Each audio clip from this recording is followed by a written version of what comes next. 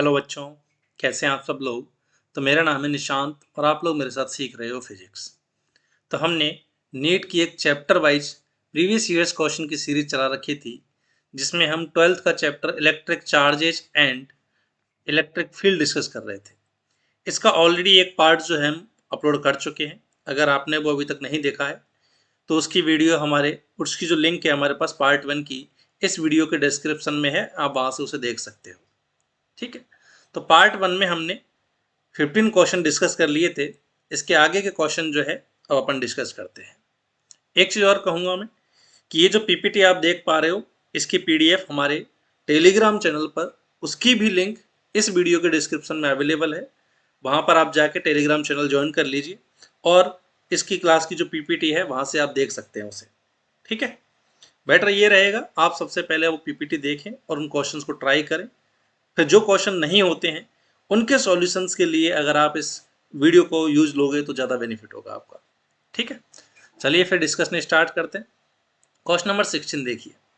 Suppose the charge of a proton and an electron differ slightly. Question ने क्या कहा है कि देखो रियलिटी में तो हमारे पास चार्ज इलेक्ट्रॉन का चार्ज होता है -e, प्रोटॉन का चार्ज होता है +e। दोनों का सम टोटल आता है 0, जिसकी वजह से एटम जो होता है वो इलेक्ट्रिकली न्यूट्रल होता है। बट इसने क्या कहा है कि आप मान लो कि जो प्रोटॉन और इलेक्ट्रॉन का जो चार्ज है वो थोड़ा सा क्या है हमारे पास डिफर कर रहा है। अब कितना डिफरेंस है दोनों में? One of them is -e। क्या बोला है कि इलेक्ट्रॉन के चार्ज को तो अपन को वही मानना जो अभी तक मानते आए हैं -e। The other is e plus delta E. But proton का चार्ज थोड़ा सा ज्यादा मानना है अपन को, e प्लस डेल्टा ई। अब अगर कोई स्टूडेंट आर्ग्यूमेंट करने पे आए कि सर प्रोटॉन का चार्ज तो प्लस का ई होता है तो ई प्लस डेल्टा ई क्यों मानूं? भाई क्वेश्चन ने गिवन कर दिया, मानना ही पड़ेगा, बोल दिया उसने, एज्यूम करना। If the net of electrostatic force and gravitational force between two hydrogen atoms placed at a distance d much greater than atomic size apart is zero, then delta E का order क्या होगा, ये पूछा। Question समझिए पहले तो। Question ने क्या कहा कि हमारे पास दो हाइड्रोजन एटम है, ठीक है, और उनके बीच का जो एटम्स के बीच का जो सेपरेशन है d, वो उनके एटॉमिक साइज के कंपैरिजन में बहुत ज्यादा लार्ज है। मतलब मैं इन दोनों को स्फीयर मानने की बजाय 2 पॉइंट्स मान सकता हूं। क्लियर। साथ में क्या कहा है कि दोनों के बीच जो इलेक्ट्रोस्टैटिक फोर्स लग रहा है, इलेक्ट्रोस्टैटिक फोर्स के लिए पहले अपन एक बार चार्ज निकाल लेते हैं। तो हाइड्रोजन का सिंबल क्या होता है हमारे पास? 1h1। इसमें क्या होता है, एक तो इलेक्ट्रॉन होता है और एक ही क्या होता है हमारे पास, प्रोटॉन होता है। क्लियर। तो अगर मैं हाइड्रोजन पर टोटल चार्ज देखूं तो अगर कितना हो जाएगा, -e में e प्लस डेल्टा ई को ऐड करोगे तो कितना हो जाएगा, इससे cancel. Delta E will be the charge on this hydrogen atom और डेल्टा ई ही इस हाइड्रोजन एटम पे चार्ज हो जाएगा। देखो रियलिटी में तो हाइड्रोजन एटम हमारे पास इलेक्ट्रिकल न्यूट्रल होता है क्योंकि एक पे होता है -e और प्रोटॉन पे होता है +e। अब क्वेश्चन ने बोल दिया है कि प्रोटॉन पे e प्लस डेल्टा ई मानना है, तो दोनों का सम कितना आ गया, डेल्टा ई। तो अब हाइड्रोजन एटम्स पे, दोनों एटम्स पे जो चार्ज हो गया वो हो गया प्लस का डेल्टा ई, प्लस का डेल्टा ई। क्लियर। अब क्वेश्चन ने क्या कहा है कि इनके बीच जो लगने वाला जो कूलाम फोर्स है वो ग्रेविटेशनल फोर्स से क्या हो रखा है, बैलेंस हो रखा है। ध्यान से पढ़िए question. If the net of electrostatic force and gravitation force between two hydrogen atoms plate at a distance D apart is zero. कि भाई किसी भी एटम पे अगर मैं देखूँ तो दोनों की वैसे कूलाम फोर्स जो लगेगा, ध्यान से देखें तो दोनों पॉजिटिवली चार्ज है और पॉजिटिवली चार्ज तो एक दूसरे को रिपेल करेंगे कूलाम फोर्स से, एफ ई से। और इस एफ ई की वैल्यू हो जाएगी के Q1 Q2 अपॉन बीच के सेपरेशन का स्क्वायर। साथ में दोनों हाइड्रोजन का एटम्स का जो मास है वो एम एच गिवन किया है क्वेश्चन ने। तो मासेस की वजह से एक दूसरे को ये अट्रैक्ट करेंगे ग्रेविटेशनल फोर्स से। और क्वेश्चन ने कहा है कि किसी भी एटम पे अगर तुम देखो तो ये ग्रेविटेशनल फोर्स और इलेक्ट्रिक फोर्स का नेट जीरो है, मतलब इलेक्ट्रिक फोर्स और ग्रेविटेशनल फोर्स एक दूसरे को बैलेंस कर रहे हैं। तो ये डेल्टा ई का ऑर्डर बताना किस ऑर्डर कर रहा होगा। क्वेश्चन अब बहुत सिंपल हो गया। ठीक है। देखते हैं जरा एफ ई की वैल्यू कितनी हो जाएगी हमारे पास, के Q1 Q2 बाई बीच के सेपरेशन का स्क्वायर, जो कि अपन को दे रखा है डी। ग्रेविटेशन फोर्स कितना हो जाएगा, जी m1 m2 अपॉन बीच के सेपरेशन का स्क्वायर, डी स्क्वायर से डी स्क्वायर कैंसिल, तो डेल्टा ई स्क्वायर आ गया यहाँ से, जी बाई के एम एच का स्क्वायर। तो डेल्टा ई की वैल्यू आ जाएगी यहाँ से √g/k mh। अब इसका ऑर्डर पूछा तो हर एक की वैल्यू रखते हैं, जरा इधर रख रहा हूँ लेफ्ट साइड में। तो डेल्टा ई की वैल्यू कितनी हो जाएगी, अंडर रूट जी होता है हमारे पास ग्रेविटेशनल कांस्टेंट, जिसकी वैल्यू होती है कितनी 6.6 इंटू 10⁻⁻11 अपॉन के की वैल्यू कितनी होती है 9 इंटू 10⁻9, ब्रैकेट से बाहर एम एच की वैल्यू दे रखी है 1.67 इंटू 10⁻⁻27। हालांकि अपन से ऑर्डर पूछा, फिर भी चलो मैं एक बार एग्जैक्ट कैलकुलेशन कर देता हूँ। तो ये हो गया अंडर रूट में 66.9 इंटू 10⁻⁻20, बाहर 1.67 इंटू 10⁻⁻27। 6.6 को 9 से डिवाइड करेंगे तो ये वैल्यू आ रही है 6.6 डिवाइडेड बाई 9.73। इसका भी चलो रूट ले लेते हैं, तो ये आ गया हमारे पास रूट 0.73। इसका रूट लिया हमने जो कि आ रहा है 0.85। ठीक है, इसको 1.67 से भी मल्टीपल करते हैं, 1.67, तो ये वैल्यू आ रही है हमारे पास 1.42 इंटू 10 की पावर देखते हैं, यहाँ से 10⁻⁻27, यहाँ से 10⁻⁻10 हो जाएगी, तो ये वैल्यू आ गई 1.42 इंटू 10⁻⁻37 कूलम। अपन से ऑर्डर पूछा है तो साफ साफ देख सकते हैं ये लेस देन 5 है, तो ऑर्डर कितना हो जाएगा 10 की पावर से -37 का ऑर्डर का जो चार्ज रहा होगा। तो करेक्ट आंसर कितना आ जाएगा इसका, थर्ड ऑप्शन। उम्मीद है सबको समझ में आ गया हो। बेसिकली अपन को इसमें ये समझना था कि ये डेल्टा ई किस तरीके से काम में लेना है, उसके बाद तो फोर्स को बैलेंस करके बस प्योर कैलकुलेशन की है। ठीक है, नेक्स्ट क्वेश्चन की तरफ चलते हैं। An electric dipole is placed at an angle of 30 degree with an electric field intensity of 2 into 10 की पावर 5। इलेक्ट्रिक फील्ड की इंटेंसिटी 2 into 10 की 5 कांस्टेंट दे रखी है, मतलब ये यूनिफॉर्म इलेक्ट्रिक फील्ड की बात कर रहा है। तो ये एक यूनिफॉर्म इलेक्ट्रिक फील्ड है जिसका मैग्नीट्यूड है 2 into 10 की पावर 5 SI यूनिट, और जो इलेक्ट्रिक डाइपोल है वो इससे 30 डिग्री के एंगल पे रखा हुआ है। इलेक्ट्रिक डाइपोल इस ई से 30 डिग्री के एंगल पे रखा हुआ है। ठीक है, और क्या कहा है, it experiences a torque equal to 4 newton metre, कि इस टाइम इस पे जो टॉर्क लगा है, अपन को पता है यूनिफॉर्म इलेक्ट्रिक फील्ड में टॉर्क कितना होता है, P क्रॉस E। तो टॉर्क का मैग्नीट्यूड कितना हो जाएगा, P का मैग्नीट्यूड, E का मैग्नीट्यूड और P और E के बीच के एंगल का साइन थीटा। तो ये हो गया हमारे पास टॉर्क का मैग्नीट्यूड, जो कि दे रखा आपको 4 न्यूटन मीटर। P की जगह लिख सकता हूं मैं charge on the dipole into length of the dipole. Length कितनी दे रखी है हमारे पास, 2 सेंटीमीटर। E की वैल्यू कितनी है हमारे पास, 2 इंटू 10 की पावर 5, और थीटा हो गया साइन 30। तो यहाँ से 4 equal to Q into 2 into 2 हो गया 4, 10 की पावर 3, साइन 30 की वैल्यू आ गई 2, 4 से 4 कैंसिल, तो Q आ गया 2/10 की पावर 3 SI यूनिट, या बोल दो 2 इंटू 10 की पावर -3 कूलम या 2 मिली कूलम। तो मैं कह सकता हूँ इस डाइपोल पे 2 मिली कूलम प्लस रहा होगा, 2 मिली कूलम माइनस रहा होगा, तो अपन पास आंसर क्या हो गया, 2 मिली coulomb, second option. Clear, next question की तरफ चलते हैं। अच्छा क्वेश्चन है, देखिए। Two identical charge spheres suspended from a common point by two massless strings of length L, कि भाई एक कॉमन पॉइंट से हमने क्या किया,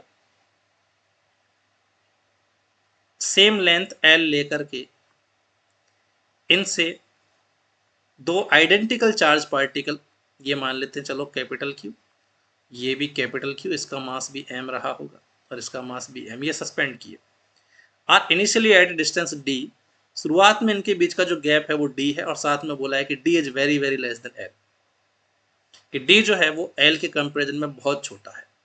ये सेपरेशन इतना छोटा है कि ये थीटा जो है हमारे पास, इसके लिए टेन थीटा वेरी स्मॉल हो जाएगा, क्योंकि ये d/2 बहुत छोटा है। थीटा वेरी स्मॉल हो जाएगा हमारे पास, तो टेन थीटा को थीटा और साइन थीटा को थीटा लिख सकता हूँ।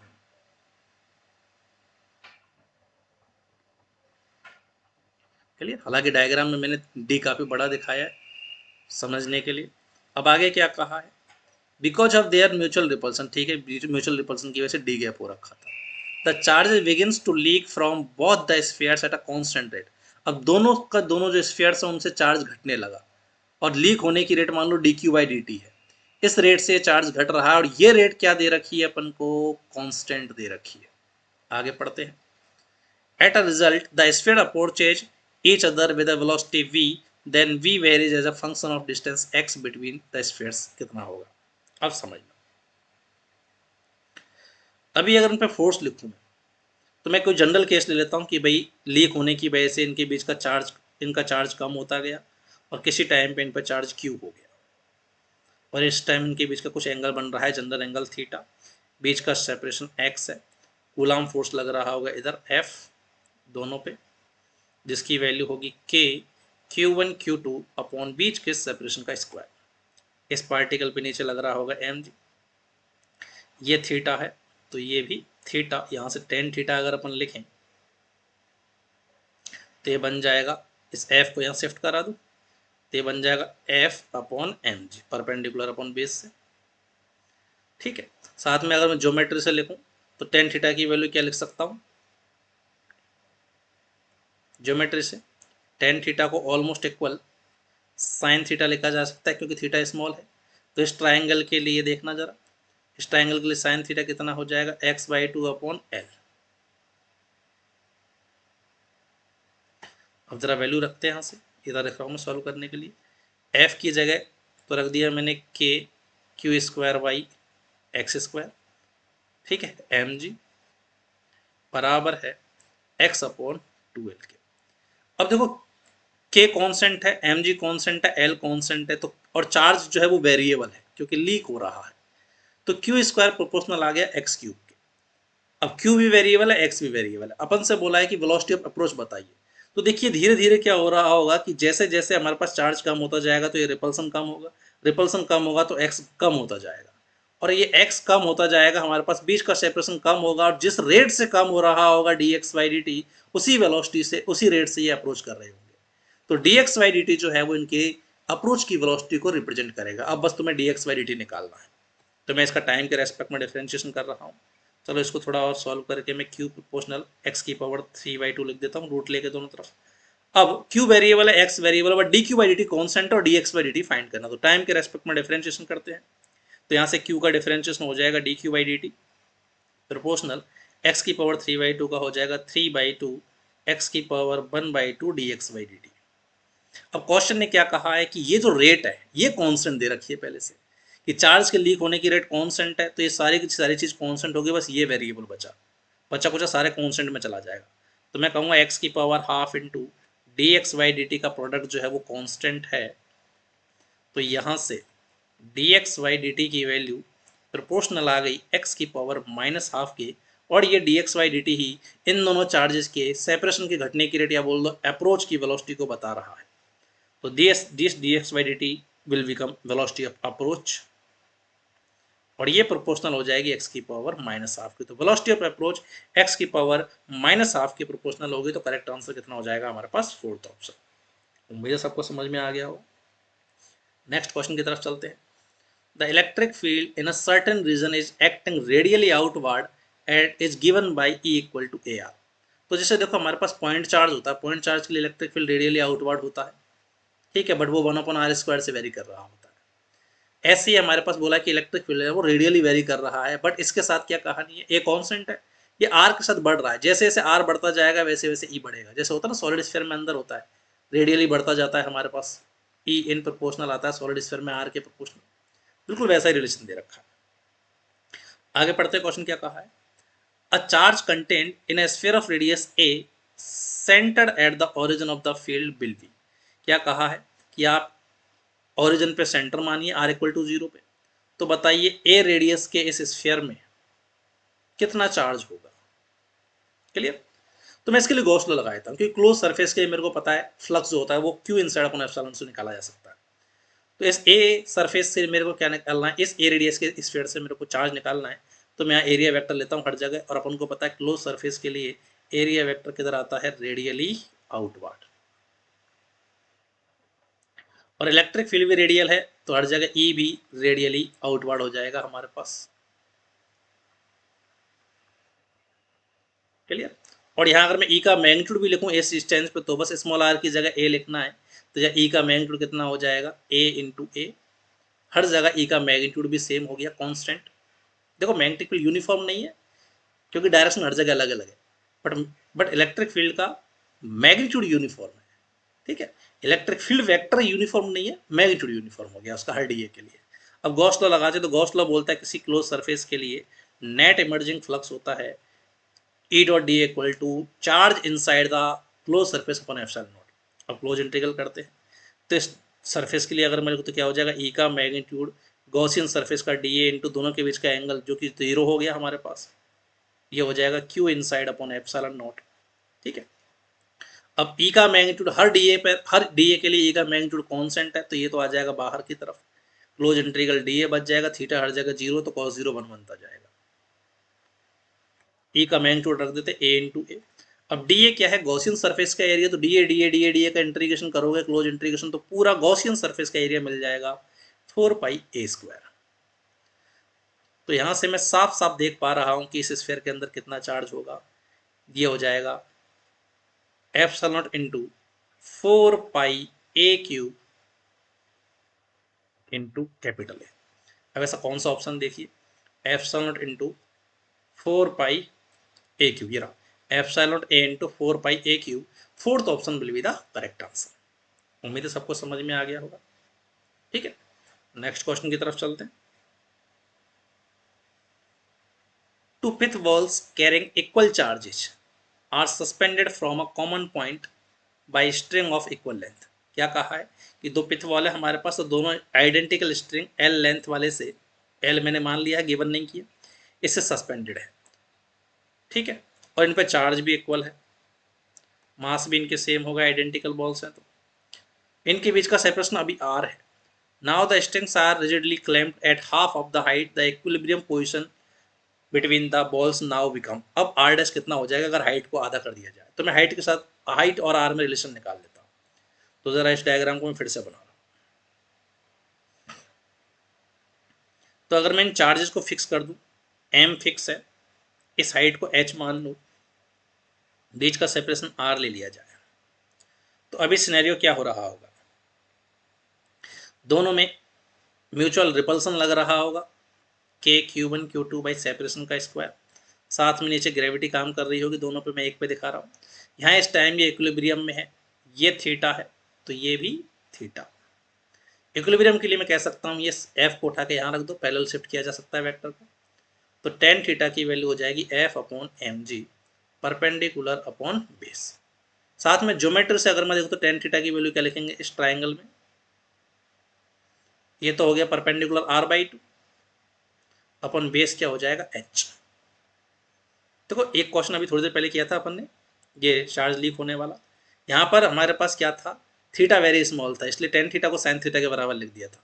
यह ऐसे कोई इन्फॉर्मेशन नहीं है तो इसलिए मेरे को एग्जिट कैलकुलेशन करनी पड़ेगी, टेन थीटा को टेन थीटा लिखना पड़ेगा।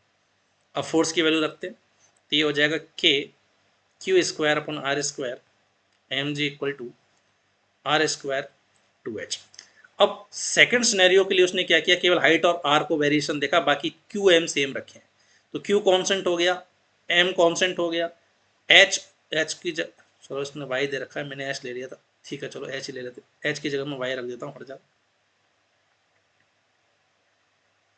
ठीक है, तो बाकी सब तो कांस्टेंट है, केवल आर और वाई चेंज हो रहा है, तो साफ साफ रिलेशन देख पा रहे हैं अपन।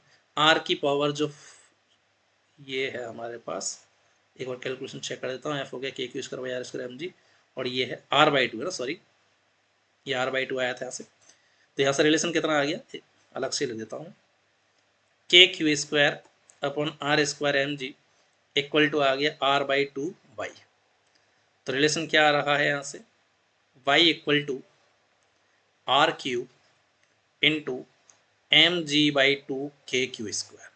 अब ये पूरी चीज़ें कॉन्स्टेंट है दोनों सिनेरियो में, तो साफ साफ कह सकता हूँ y is proportional to are cube होगा हमारे पास। ठीक है, अब इससे इजीली अपन कंपैरिजन कर सकते हैं।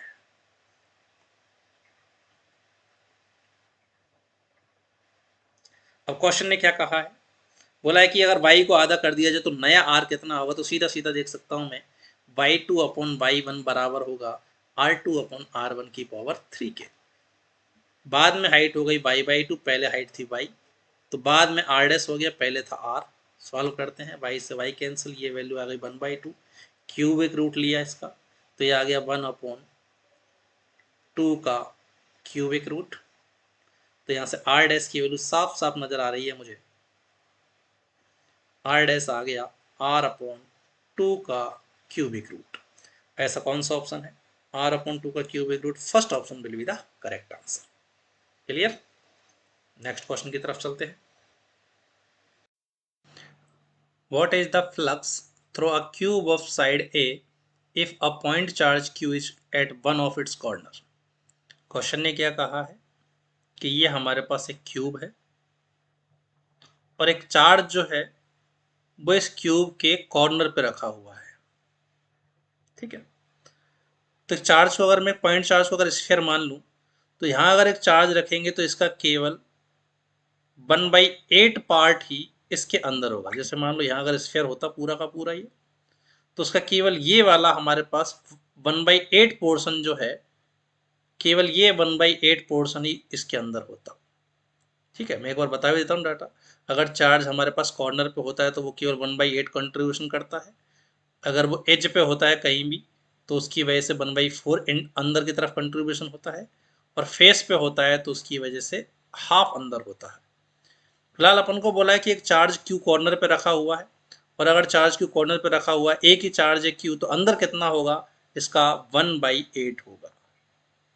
क्लियर, फिर अपन को बताना है क्यूब से कितना फ्लक्स जाएगा। तो सीधा सीधा गॉस लॉ लगा सकता हूं मैं कि किसी भी क्लोज सरफेस से जो फ्लक्स जाता है वो होता है total charge inside the surface upon epsilon not. तो यहाँ मैं कह सकता हूँ कि केवल Q/8 ही अंदर है, तो इससे निकलने वाला फ्लक्स हो जाएगा Q/8 epsilon not. Correct answer will be fourth option. Clear, next question की तरफ चलते हैं। A charge capital Q is enclosed bye a Gaussian spherical surface of radius r। कि ये हमारे पास एक गॉसियन स्फेरिकल सरफेस है, सच में मैटर नहीं है, यहाँ पे गॉसियन सरफेस है ना, इसके अंदर कहीं एक क्यू चार्ज रखा हुआ है और इसका रेडियस है हमारे पास r। तो अगर मैं इस सरफेस S1 से अगर निकलने वाला फ्लक्स अगर देखूं तो गॉस लॉ क्या बोलता है कि इस पूरे क्लोज सरफेस से निकलने वाला फ्लक्स हो जाएगा अंदर charge upon epsilon naught. Clear, if the radius is double then the outward electric flux will be. अब बोला है इसकी रेडियस को डबल करके एक डबल रेडियस का अगर गॉसियन सरफेस मान लिया जाए तो उससे कितना फ्लक्स जाएगा, तो इसके लिए भी उतना ही जाएगा 5s2। क्यों जाएगा, क्योंकि इस S2 के लिए भी अंदर चार्ज कितना है Q। अब S2 के अंदर भी सेम चार्ज Q ही है, तो उसके लिए भी फ्लक्स कितना हो जाएगा Q अपॉन एप्सिलॉन नॉट, तो रिमेन द सेम। हालांकि ऐसा क्वेश्चन अपन ऑलरेडी डिस्कस कर चुके हैं कि गॉसियन सरफेस से निकलने वाला flux size of the Gaussian surface पे डिपेंड नहीं करता, अंदर कितना चार्ज उस पर डिपेंड करता है। क्लियर, और अंदर ये चार्ज कहाँ रखा हुआ उस पर भी डिपेंड नहीं करता, पोजिशन ऑफ इनर चार्ज पर डिपेंड नहीं करता। ठीक है, तो फोर्थ ऑप्शन करेक्ट आंसर हो जाएगा। नेक्स्ट क्वेश्चन की तरफ चलते हैं। टू पॉजिटिव आयंस, आपको एक पॉजिटिव पॉजिटिव आयंस दे रखे हैं। ठीक है, अब अगर एक एक किसी भी एटम पे, किसी भी मॉलिक्यूल पे अगर पॉजिटिव चार्ज आएगा तो कैसे आएगा, उससे इलेक्ट्रॉन हटाने पड़ेंगे। मान लो उससे n इलेक्ट्रॉन हटा दिए तो उस पर चार्ज आ जाएगा प्लस का n ही। इससे भी मान लो n इलेक्ट्रॉन हटाए तो प्लस का n ही चार्ज आ जाएगा, इतना प्लस का q होगा। ठीक है, अब जरा क्वेश्चन की तरफ चलते हैं। क्या कहा है, इन दोनों पे चार्ज q q है। ठीक है भाई, are separated by a distance d, दोनों के बीच का सेपरेशन भी दे दिया। If f is the force of repulsion between the ions, इन दोनों में कूलाम रिपल्सन जो आया है इनके चार्जेस की वजह से वो f है, तो इसकी वैल्यू हो जाएगी 1/4πε0 q1 q2 बाई सेपरेशन का स्क्वायर। आगे पढ़ते हैं। The number of electrons missing from each ion will be, E being the charge of an electron। आपसे बोला हर एक से कितने इलेक्ट्रॉन कितने इलेक्ट्रॉन्स मिसिंग है, n पूछा है। सिंपल हो गया ये तो क्वेश्चन। f, तो यहाँ से q² की वैल्यू कितनी आ गई, q² आ गया हमारे पास 4πε0 f d²। अब q की जगह n e रख देते हैं। चलो इसका रूट को ले लेते हैं एक बार। ये q आ गया, q की वैल्यू है हमारे पास n e, तो यहाँ से नंबर ऑफ इजेक्टेड इलेक्ट्रॉन्स जो हैं वो आ गए 1/e under root 4πε0 f d²। ई को अंदर ले जाते हैं तो ये नंबर ऑफ इजेक्टेड इलेक्ट्रॉन्स आ जाएंगे under root 4πε0 FD² upon E²। अब ऐसा कौन सा ऑप्शन है देखिए, 4πε0 FD² upon E², third option is the correct answer. Clear. Next question की तरफ चलते हैं। The electric field at a distance 3r/2 from the center of a charged conducting spherical cell of radius r is e। देखो spherical shell की बात हुई है, ये एक स्फेरिकल सेल है, इसका रेडियस कैपिटल आर है, पूरे पे चार्ज यूनिफॉर्मली अपन ने क्यू दे दिया। तो होलो स्फीयर की वजह से इलेक्ट्रिक फील्ड के फॉर्मूला उम्मीद है मुझे सबको याद होंगे कि भाई सेंटर से स्मॉल आर पे, जहाँ small R greater than capital R हो, आउटर पॉइंट पे इलेक्ट्रिक फील्ड कितना आता है KQ/r²।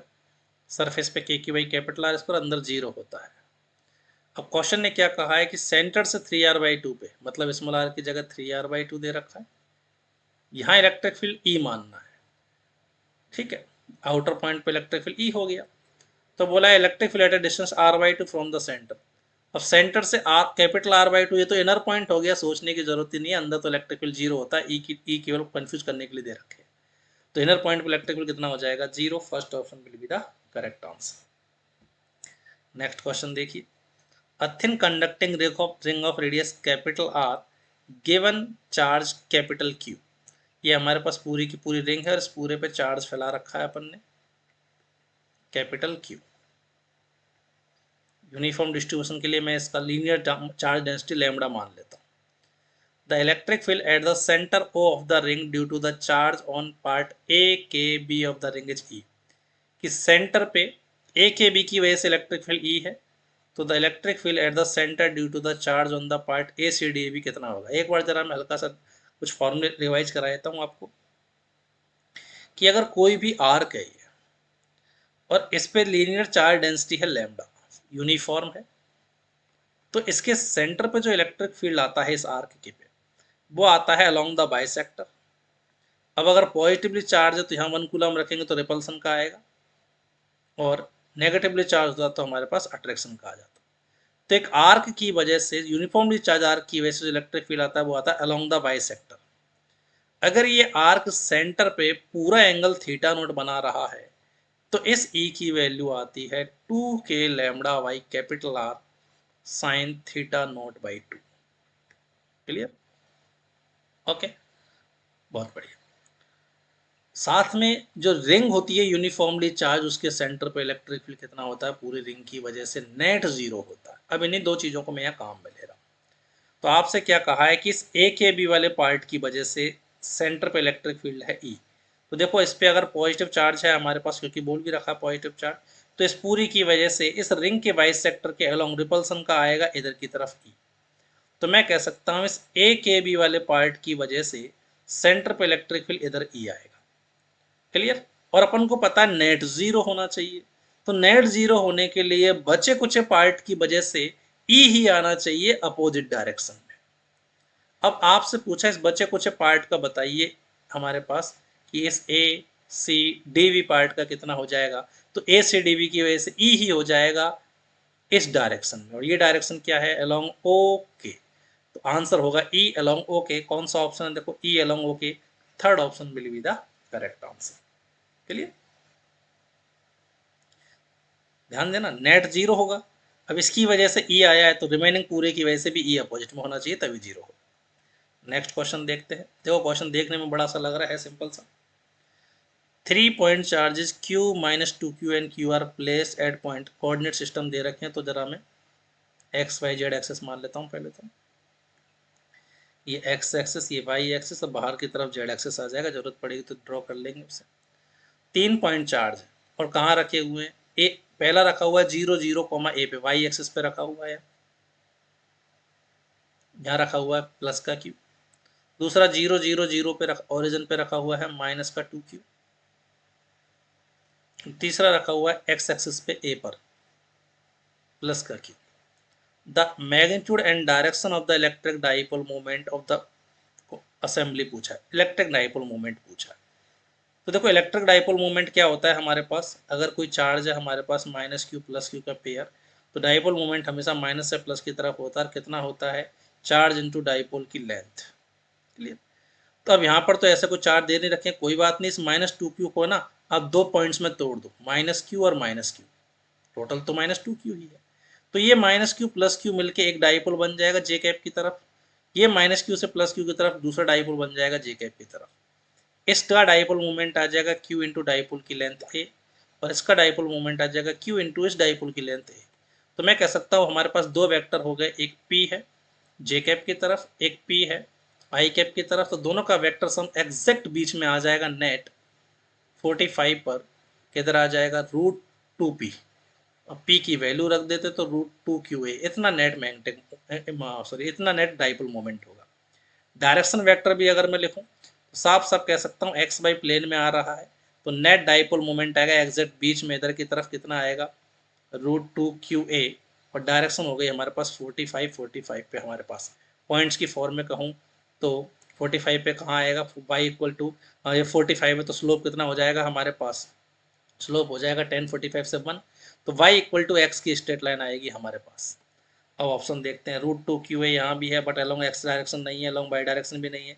√2qa along the line joining 0,0,0 and x बराबर y equal to X, X भी ए है और y भी है, जेड 0 है। तो हमारे पास यही आंसर हो गया कि √2qa होगा और y बराबर एक्स की लाइन पे होगा। यहाँ पर qa बोल रखा है तो गलत हो गया, third option will be the correct answer. ठीक है, नेक्स्ट क्वेश्चन देखिए। A hollow cylinder has a charge q coulomb with in it. एक ये जो हॉलो सिलेंडर है इसका हमारे अंदर हमारे पास q चार्ज रखा हुआ है। If phi is the electric flux in the unit of volt metre, ऐसा यूनिट में फ्लक्स बोला है, associated with the curve surface B, कि इस पूरी सरफेस कर्व्ड सरफेस से, सर्कल वाले पार्ट की बात नहीं कही है, इन कर्व्ड सरफेस से जो निकलने वाला फ्लक्स है वो है phi. The flux linked with the plane surface A in units of voltmetre बताना है, charges symmetrically placed with it. ठीक है, क्या कहा है कि हमारे पास ये जो सिलेंडर है इसके अंदर सिमेट्रिक चार्ज रखा हुआ है, सेंटर पे चार्ज क्यू मान लेते हैं।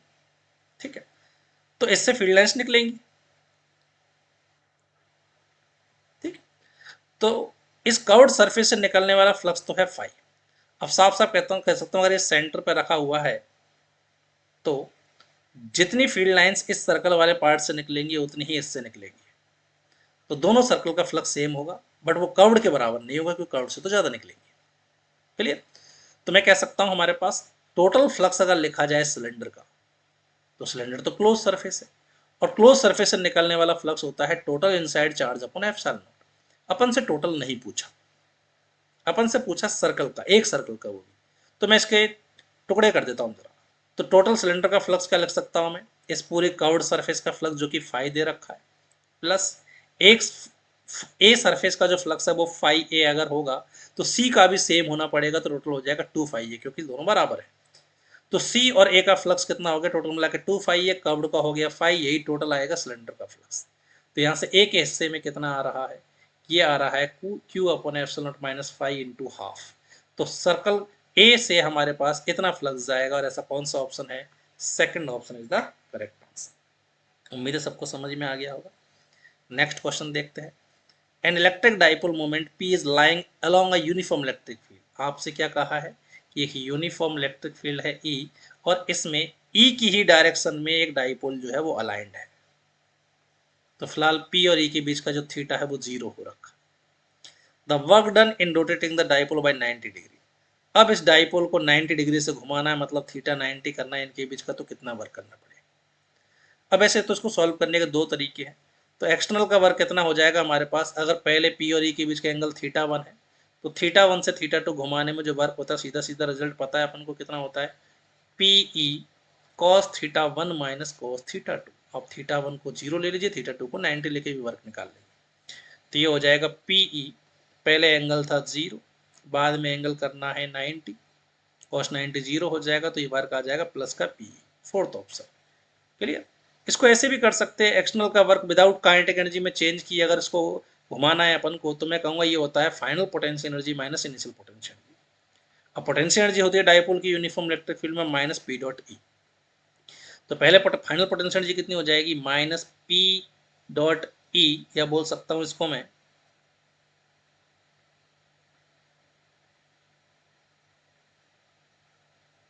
Minus p e cos final theta, minus initial potential energy कितनी हो जाएगी minus p e cos theta one. तो देखो भाई रिलेशन आ गया हमारे पास, p e cos theta one minus cos theta to.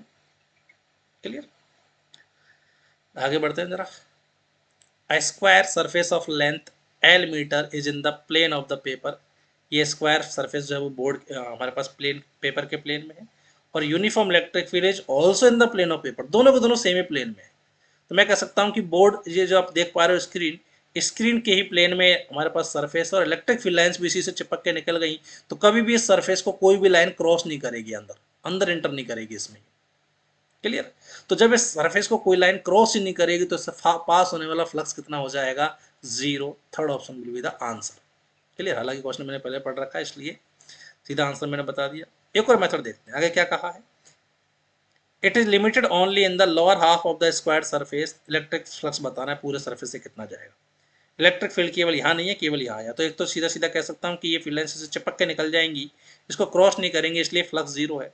दूसरा अपन ऐसे भी देख सकते हैं, फ्लक्स कितना हो जाएगा, ई डॉट एरिया से। ई का मैग्नीट्यूड नॉन जीरो, एरिया का मैग्नीट्यूड और थीटा लेते हैं, तो ई वेक्टर हो गया इधर। एरिया वेक्टर होता है सरफेस के परपेंडिकुलर, तो सरफेस के परपेंडिकुलर से अंदर भी ले सकते हैं और बाहर भी ले सकते हैं। तो एरिया अगर मैं बाहर ले लूँ तो एरिया वेक्टर और ई के बीच का जो डायरेक्शन एंगल है वो हो गया 90 डिग्री, और कॉस 90 कितना होता है, जीरो। आप ऐसे भी चेक कर सकते हो कि फ्लक्स जीरो हो। क्लियर, तो third option will be the correct answer. तो उम्मीद है सबको ये समझ में आ गए होंगे। ठीक है, तो सभी लोग अच्छे से पढ़ते रहिए।